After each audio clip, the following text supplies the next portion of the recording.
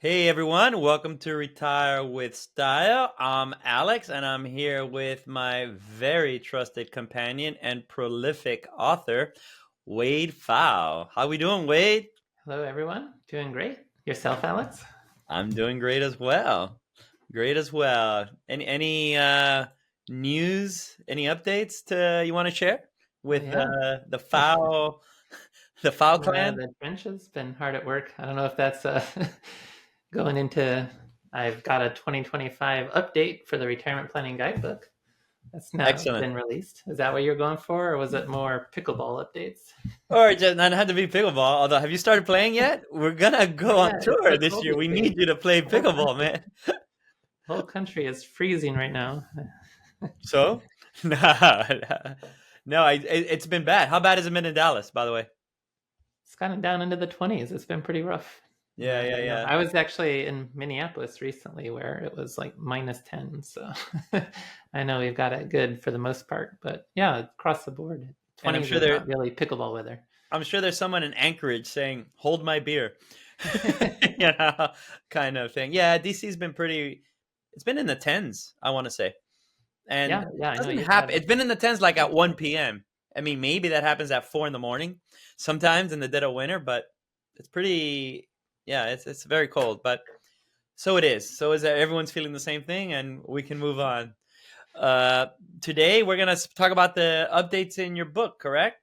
That's right. Yeah, the Retirement Planning Guidebook 2025 edition is now released. It's available. There'll be a link in the show notes to Amazon where you can get it most easily, especially in paperback form.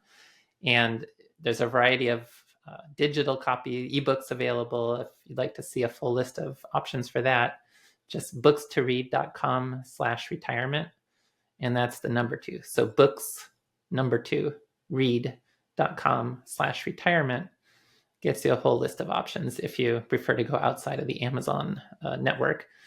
Though for paperbacks and hard copies, Amazon would be the place to go. And we can put that stuff in the show notes too, in case people are, want to Yeah. refer to it later and the like, and that's totally fine. Okay. The other thing I would say, as I was reviewing this, and we were reviewing the new stuff that's out. Regardless if you pick up the book or not, which is I do suggest you get, because it really is the main reference guide for all things retirement income. I mean, professionals use it, consumers use it, so I highly recommend it. I'll leave it at that. But even listening to this episode, the new stuff that's in there, the updates that are in there, are relevant for anyone Mhm. doing a financial plan, because obviously, if you deemed it important enough to update it within the book, it is something that people should be considering as new developments for Right. 2025 that should be incorporated in a plan or not, based on specificity of your situation. Is that a correct assessment on my part? Wait. That's right. Yeah, this episode could be a standalone episode on just what's new with retirement planning in 2025. But more specifically, if you don't have a copy of the Retirement Planning Guidebook, it's just to let you know that the 2025 update is out there. And yeah, we're going to highlight some of the key changes in 2025. So as I update the book each year, the updates I made emphasizing what's new, what's different in 2025. Perfect. Okay, and so we have here a couple of topics, and I'll kick it off and let you answer, Wade. Sound good? Sounds great. All right. So, with regards to Medicare Part D, how does the new $2,000 out of pocket spending cap on qualified prescription costs under Medicare Part D impact retirement planning? Yeah, this is absolutely one of the big changes in 2025.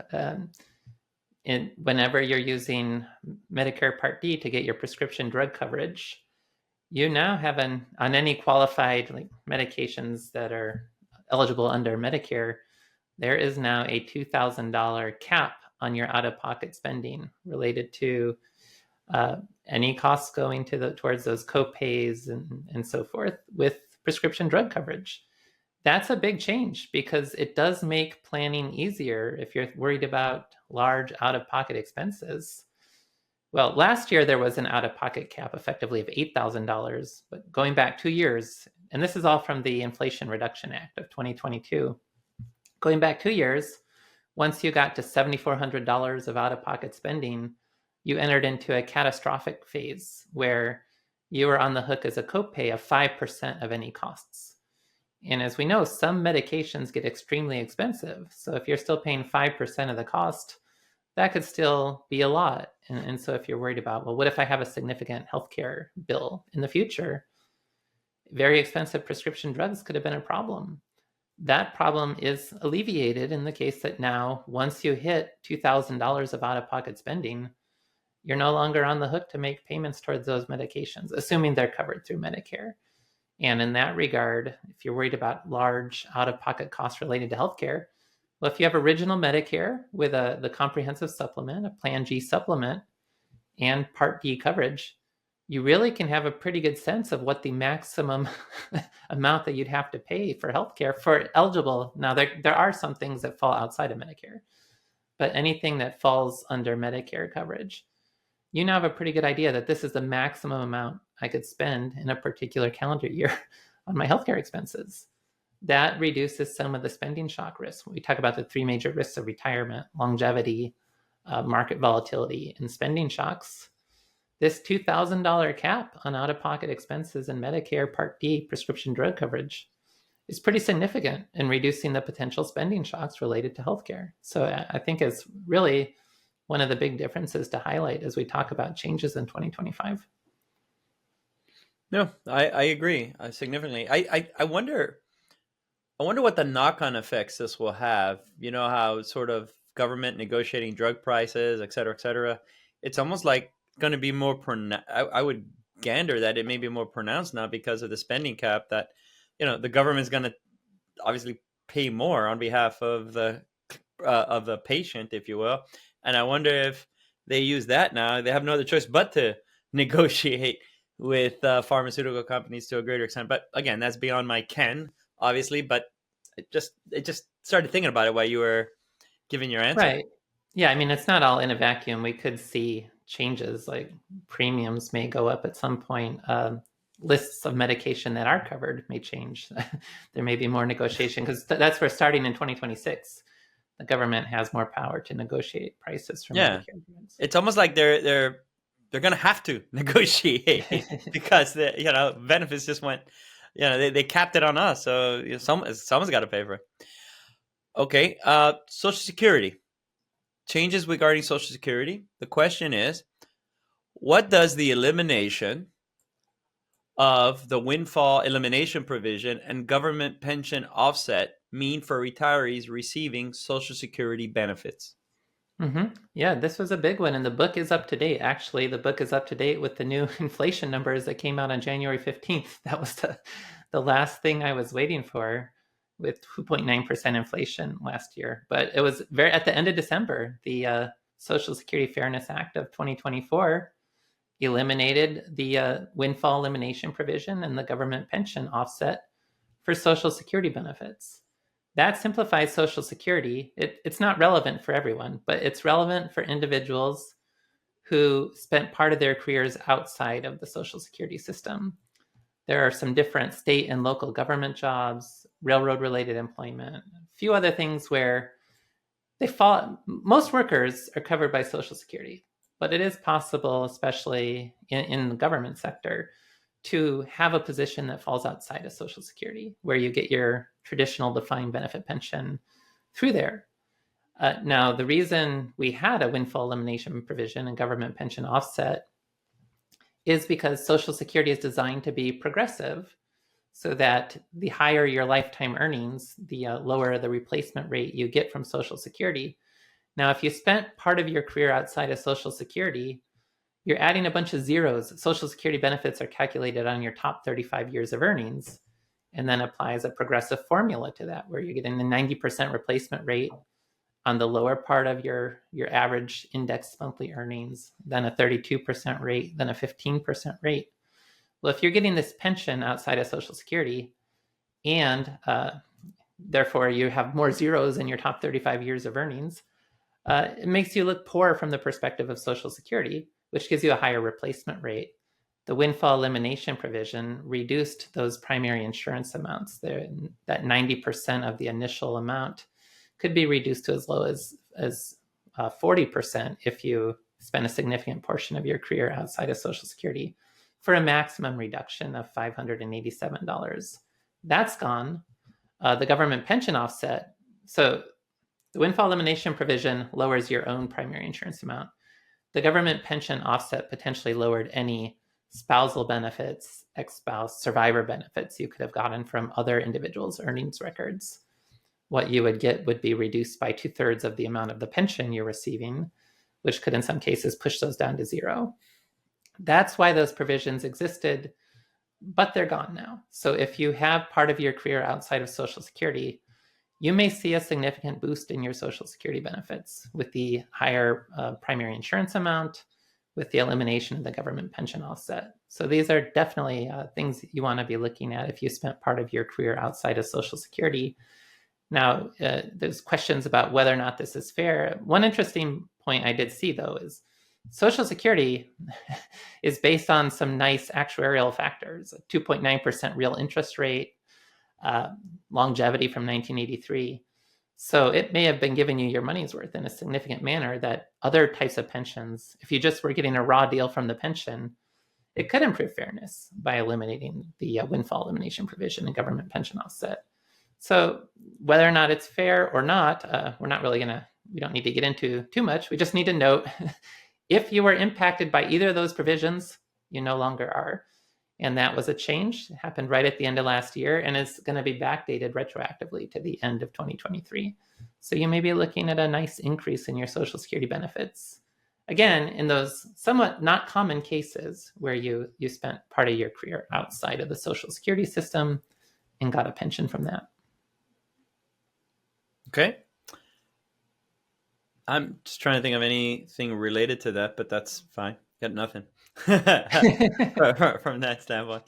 Well, in McLean Asset Management in the Washington, D.C. area, we know that that's going to be an area where a lot of people do have pensions that fell outside of traditional, the Social Security system. No, 100%. I mean, our obviously we have clients from all over the country at this point just because of our presence, but yeah, we since we started in McLean, which is Greater DC, we're quite well versed in the back and forth here with regards to these kind of items. Catch-up contributions. Next topic. Mm-hmm. Well, you might have glossed over one of those. We don't want to forget about the RMDs on inherited IRAs. Or were you saving that for last? No, let me see here. Oh yeah, I did. I missed it. Sorry about that. I for whatever reason, the Medicare, the Social Security, yeah, I skipped the second one. I had one job, Wade. One job. Can you read? What are the? Let's go back to the topic of required minimum distributions (RMDs) and inherited IRAs. What are the clarified rules on RMDs for inherited IRAs? And how should retirees adjust their planning strategies to comply with these updates? Mm-hmm. Yes, so if you have an inherited IRA, this is an important topic. The Secure Act, going back to the end of 2019, created this 10-year rule for individuals who are not spouses and not eligible designated beneficiaries, which there's a whole host of things that can make you an eligible designated beneficiary. But generally, if you're an adult child receiving an IRA as part of your inheritance from a parent, you're not going to be an eligible designated beneficiary. You'll have this 10-year rule, which says you have to distribute the entire account balance by the end of the 10th year. That came with the Secure Act at the end of 2019. And at the time, everyone assumed if you want, you could wait until year 10 and take the full balance out at that time. That's how there's a separate 5-year rule for non-humans. And that's how that other 5-year rule works. So everyone was just assuming if I want, it's not necessarily from a tax planning perspective a good idea to wait till the end of year 10 to distribute the entire account. But the assumption was if you wanted to, you could. Then later, the Treasury Department announced, not so fast. They thought you should apply a required minimum distribution each year during that 10-year window. And that led to a lot of panic and confusion and back and forth. And it's taken a long time, but finally, late last year, late in 2024, and so in past editions of the book, I always had to say, this is still under consideration. We now know how it's going to work.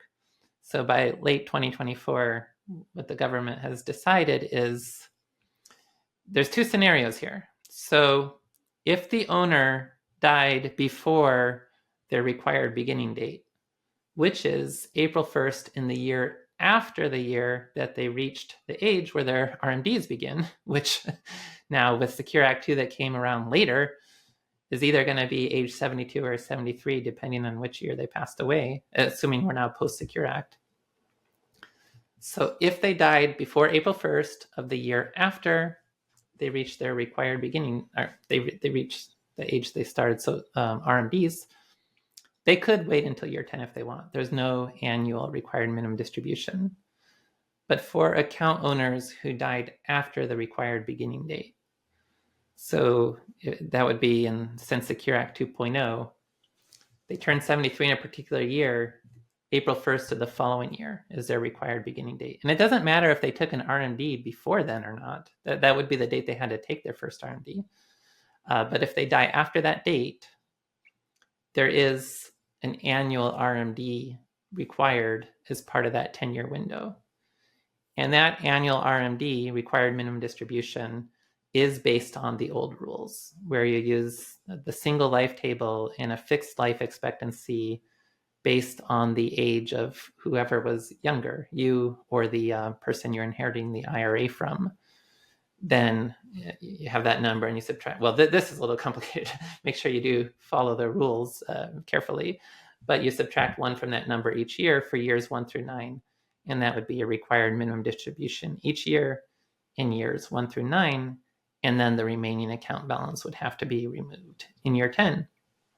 And that's how it's going to work. So the clarification only affects individuals who are non-spouses, not eligible designated beneficiaries, who would have a 10-year window to draw down the account, and when the owner died after their required beginning date, they have to take an RMD each year for the years 1 through 9 as well.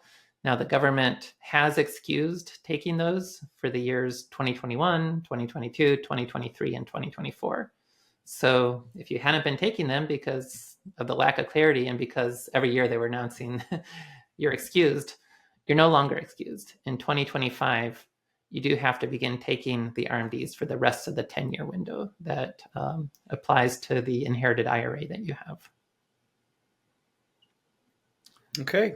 That's clear. That it's a complicated topic, especially to just explain, but that's the idea. No, I got it. I follow. Good. All right. Now, the next topic, we'll talk about catch-up contributions. Mm-hmm. How do the new special catch-up contributions for qualified employer retirement plans at ages 60 through 63 provide additional opportunities for saving? And what are the contribution limits? Mm-hmm. Yeah. So this is now something that we knew was coming from the Secure Act, but in 2025, it's now here. And that is, there's some additional catch-up contributions that can be made in your employer plan between the ages of 60 and 63. So in 2025, and in the retirement planning guidebook, all the numbers related to taxes are updated. So this number is just the annual update. In 2025, employees can contribute $23,500 to their employer-based retirement plan. If you're 50 or older, you can contribute an extra $7,500 to get your total up to $31,000. Now, what's new in 2025 is if your age is 60, 61, 62, or 63, you can actually, instead of having the catch-up contribution of $7,500, your catch-up contribution is $11,250, which means if you're one of those 4 ages, you can contribute $34,750 in 2025 to your employer as an employee contribution to your employer plan. So that one's not as complicated as the inherited IRAs, but we knew this was coming, and it's here in 2025. Special increased, it's another 50% increase in the catch-up contributions you're allowed to make at those 4 ages. Okay. Now this is a little bit more about qualified charitable distributions and the like. And so I'll just read it off here. Let me do this. Qualified charitable distributions, I'm going to refer to them as QCDs when I get to the question, and qualified longevity annuity contracts, I'm going to refer to them as QLACs as I read the question. Okay, so with the new inflation adjusted limits for QCDs and QLACs, how can retirees maximize the benefits of these tools? Mm-hmm. Yeah, and so what's worth mentioning here is these numbers are inflation adjusted. I'll mention what they are in a little more detail. And actually, the QCDs was inflation adjusted last year too, but I don't know how many people recognize that. But first with the QCD, if you're age 70 and a half or older, and that's still the age, that used to be the age for RMDs. RMDs are now 73, but QCD stayed at 70 and a half. At the time, you could have contributed up to $100,000 directly to a qualified charity and not have it apply it against what RMDs you would have had to made. But the cool tax planning implication was that stayed entirely out of your adjusted gross income, which can add a lot of value to tax planning. We recently had a whole tax planning arc. We talked about a lot of different factors that link to your adjusted gross income. So keeping money out of your adjusted gross income, instead of charitable contributions, are usually below the line deductions that don't reduce your adjusted gross income. A qualified charitable distribution gave you the opportunity to reduce your reduce your adjusted gross income by making that donation directly to a qualified charity. And if you had RMDs, you could apply it against those RMDs to keep your adjusted gross income down. Now, those were $100,000 a year, and actually last year it increased to $105,000. I don't know if that was commonly known, so that's why I included it on the list. A lot of numbers are inflation adjusted in the tax code, and like I mentioned, everything in the retirement planning guidebook is is updated for the current values this year. But just emphasizing, QCDs are now up to $108,000 for 2025. And I think that's something people might not have really been all that familiar with, even though technically last year was the first year we saw an inflation increase for that number. The other one, qualified longevity annuity contracts. You can contribute a portion of your account balance in an IRA or other qualified employer plan to purchase a longevity annuity that begins in payments at an advanced age. And the reason those were created in the first place was if those income payments didn't start until after the age your RMDs began, you had a problem. It was like a contradiction where you're supposed to take an RMD, but you can't because you have it in an irreversible contract that hasn't begun making payments yet. So the QLACs allowed, with particular rules, that you could purchase a longevity annuity and not have to worry about that RMD issue. Gave you a chance to get additional tax deferral by not having to make RMDs on those assets until the income starts coming out of the annuity. This is the first year where we're seeing an inflation adjustment for that number. So it's now $210,000. It was $200,000 last year. That's what the Secure Act had set. Now $210,000 inflation adjusted each year as well, like many other numbers in the tax code. Okay. And then one more of these, interest rate assumptions. How does an increase in real interest rate assumptions from 1.75 to 2.25% improve the funded status of retirement plans? And what are the implications for long-term planning? Mm-hmm. Yeah, this is a big one. And going back, I think in the original first edition of the Retirement Planning Guidebook, I'd have to double check. I think it might have been a 0% real interest rate. And over the last few years, especially in 2022, where a lot of people saw losses on their bond funds because there was a big rise in interest rates that year. 20%? Yeah, potentially. But so in the 2024 edition, I try to base numbers loosely on where they are on January 1st of each year. So in 2024, I was using a 1.75% real interest rate. And that also, I think, was a number I used in the second edition, going back to 2023 as well. This year, at the start of the year, we're looking at numbers much more aligned with a 2.25% real interest rate. That just comes from TIPS. Where are long-term Treasury inflation protected security interest rates? Now, today, since I set these numbers closer to January 1st, since then, we've already seen long-term TIPS yields get up over to about 2.5%. They have come back down a little bit. There's around 2.4%. But I try to pick a number that's still relatively reasonably conservative, but pretty much in line with where we were. And so what I use in the 2025 edition of the Retirement Planning Guidebook is a 2.25% real interest rate. I do also use 2.5% inflation. That's the same number as last year. That comes from the difference you see between treasury rates and TIPS rates, which has maintained somewhat consistent numbers and values over a pretty significant length of time at this point. But what does it mean to have a 2.25% real interest rate instead of a 1.75% interest rate?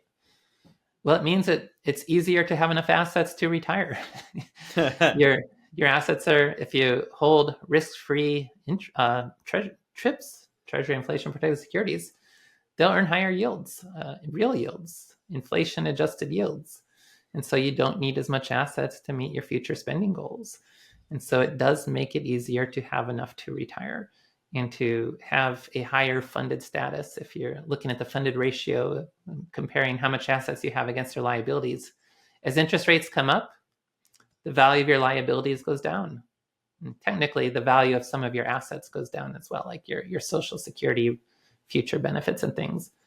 But for most people, with very rare exceptional cases, whenever interest rates go up, the value of your liabilities, which are your future retirement expenses, will drop by more than the value of your assets.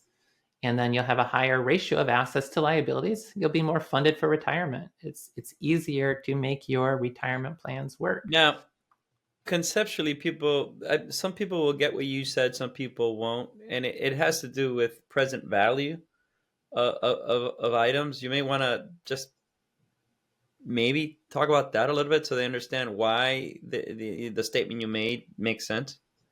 Yeah, sure. So let's just say we can just make up a number because I'm not going to run the math for it.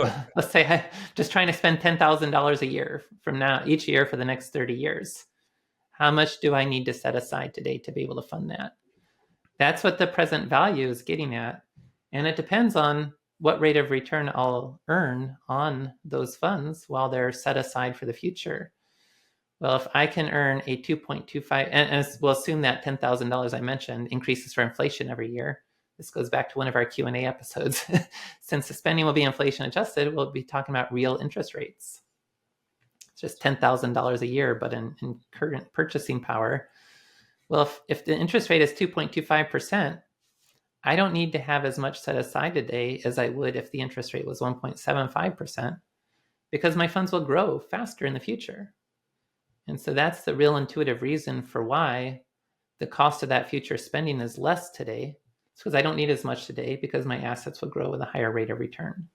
And at the end of the day, that's all the present value is. It's saying that the cost to me presently, the assets I need today to fund that future spending goal are less because whatever I have set aside can earn a higher rate of return so that I can take the distributions to meet those expenses and not deplete the asset base. And then the present value is just this calculation of the precise amount I would need to have set aside today to meet that future liability, to meet those future expenses.